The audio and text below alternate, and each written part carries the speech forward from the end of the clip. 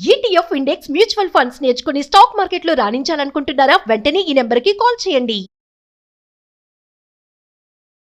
నమస్కారం, నేను మీ అడ్వకేట్ సంగీత. మహిళలందరూ కూడా రెండు రాష్ట్రాలకు సంబంధించిన మహిళలు ఒక్కసారిగా కోపోద్రుకులయ్యారు.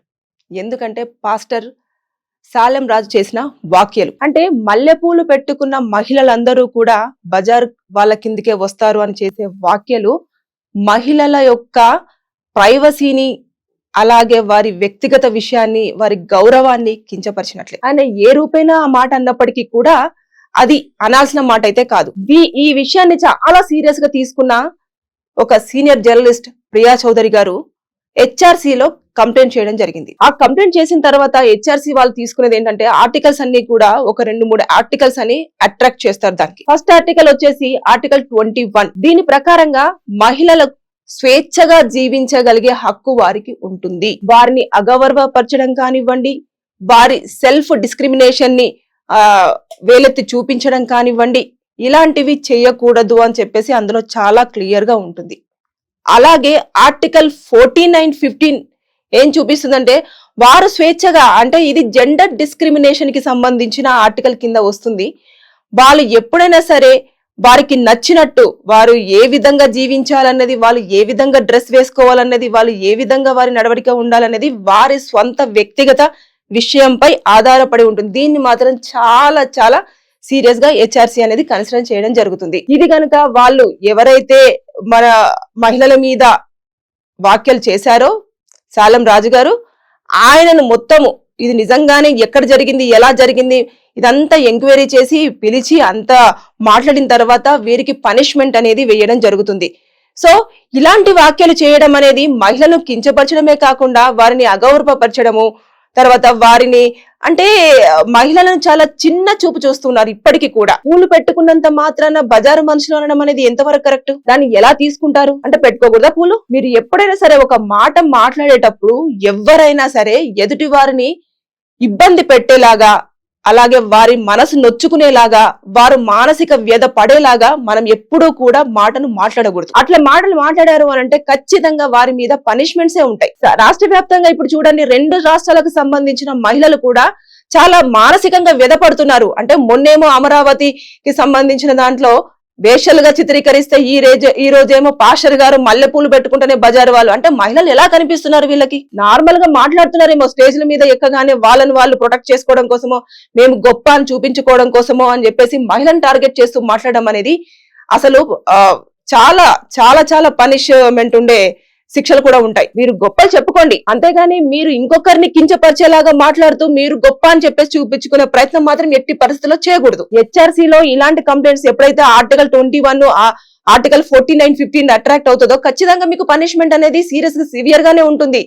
హ్యూమన్ రైట్స్ ఎక్కడ కంప్లైంట్ రేస్ అయిందంటే హ్యూమన్ రైట్స్ లో కంప్లైంట్ రేస్ అయింది. కాబట్టి మీ ఎట్టి పరిస్థితుల్లో కూడా ఒక మాట మాట్లాడేటప్పుడు మనం ఆలోచించి మాట్లాడాలి. అలాగే ఇది హెచ్ఆర్సీలో తీసుకుంటే, అంటే ఇది మనం స్టేట్ హెచ్ఆర్సీలో కానివ్వండి, నేషనల్ హెచ్ఆర్సీలో కానివ్వండి, మనం కంప్లైంట్ చేసుకోవడానికి ఉంటుంది. మనకు ఆల్రెడీ స్టేట్ లో కంప్లైంట్ చేశాము.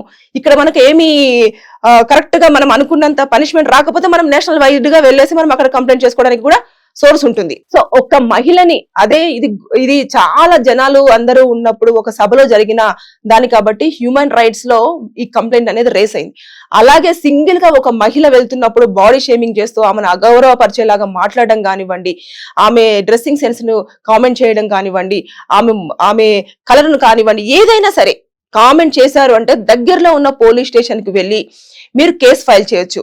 అక్కడ మీరు ఈ కేసుల కింద, ఈ సెక్షన్స్ కింద కేసులు ఫైల్ చేస్తే వాళ్ళకు పనిష్మెంట్ పడుతుంది. ఐపీసీ 504, ఐపీసీ 509, అలాగే ఇన్ఫర్మేషన్ యాక్ట్ సెక్షన్ 67 కింద మీరు కేసులు ఫైల్ చేశారంటే వాళ్లకు 2 సంవత్సరాల జైలు శిక్ష, అలాగే జరిమానా కూడా పడే అవకాశం ఉంటుంది.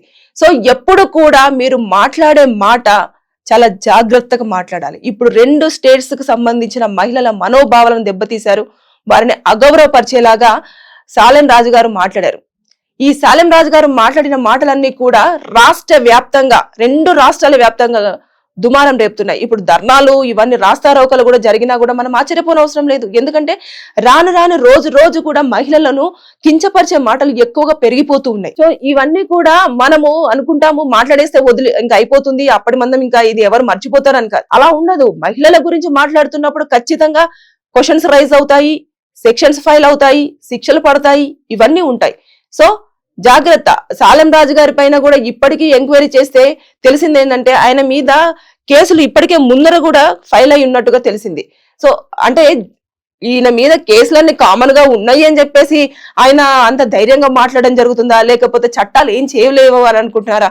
ఒకవేళ చట్టాలు మీరు గనక చేసినవి ప్రూవ్ అయితే కంపల్సరిగా శిక్షలు అనేవి చాలా చాలా సివియర్గా ఉంటాయి. అమ్మాయిలను ఎప్పుడు కూడా మాట్లాడే ముందు, వారిని తిట్టే ముందు, లేదంటే వారిని అగౌరవపరిచే ముందు, వారి మనోభావాలను దెబ్బతీసే ముందు, లేదంటే వాళ్ళ బాడీ షేమింగ్ చేసే ముందు ఇవన్నీ కూడా ఒక్కసారి ఆలోచించి మాట్లాడాలి. మీరు అమ్మాయిలే కదా అని చాలా తేలిగ్గా చీపుగా చూసి మాట్లాడారు అంటే ఎవ్వరూ కూడా చూస్తూ ఊరుకోరు. కేసు ఫైల్ అయిందా 2 సంవత్సరాలు జైల్లో ఉండాలి. పనిష్మెంట్ తో పాటు జరిమానా ఎన్ని లక్షలు వేస్తారనేది జడ్జి గారి చేతిలో డిపెండ్ అయి ఉంటుంది. మీరు చేసిన వాక్యాలను బట్టేసి, దాన్ని బట్టేసి. ఇక్కడ మత మార్పిడి, తర్వాత నెక్స్ట్ మతాన్ని కించపరిచేలాగా ఇవన్నీ జరుగుతూ ఉన్నాయి. ఇవన్నీ కూడా కన్సిడర్ చేస్తారు. హెచ్ఆర్సీ ఊరికేనే వదిలిపెట్టదు. హెచ్ఆర్సీ హ్యూమన్ రైట్స్ అంటే మానవులకు సంబంధించిన హక్కుల పైననే ఇది ప్రత్యేకంగా ఉంది కాబట్టి ఇక్కడికి వచ్చిన వాళ్ళకు న్యాయం చేయాలనే హెచ్ఆర్సీ చూస్తుంది కాబట్టి ఖచ్చితంగా వారికి న్యాయం చేసే వైపుగానే, అంటే మానసికంగా అనుభవిస్తున్నారు కదా మహిళలు. అందుకని కాబట్టి తీసుకున్న మాటను వెనక్కి తీసుకొని సారీ చెప్తూ మహిళలందరికీ ఇప్పుడు ఎంత పెద్ద సభలో అయితే మీరు మాట్లాడారో అంత పెద్ద సభ పెట్టేసి 2 రాష్ట్ర వ్యాప్తంగా ఉన్న మహిళలందరికీ కూడా పాదాలు పట్టుకొని మరి క్షమాపణ కోరుతున్నట్టు అని చెబితే తప్ప ఈ కేసుని మహిళలు శాంతించి వెనక్కి తీసుకునేలాగా కనిపించట్లేదు. సో సాలెం రాజు గారు, మీరు మాట్లాడే ముందు ఆలోచించి మాట్లాడాల్సింది. మీరు ఒక పాస్టర్, ఎంతో మందికి మీరు నీతి వాక్యాలు చెప్తూ ఉంటారు. అలాంటప్పుడు మీరు ఇంకొక మతానికి సంబంధించిన మహిళలపై అలా వ్యాఖ్యలు చేయడం అనేది చాలా తప్పు. సో జాగ్రత్త. హెచ్ఆర్సీలో కూడా కేసు ఫైల్ అయ్యింది. ఇంకా ఫ్యూచర్ లో మరి మీకు ఈ ఆర్టికల్స్ అన్ని అట్రాక్ట్ అయితే పనిష్మెంట్ అనేది ఉంటుంది. Thank you.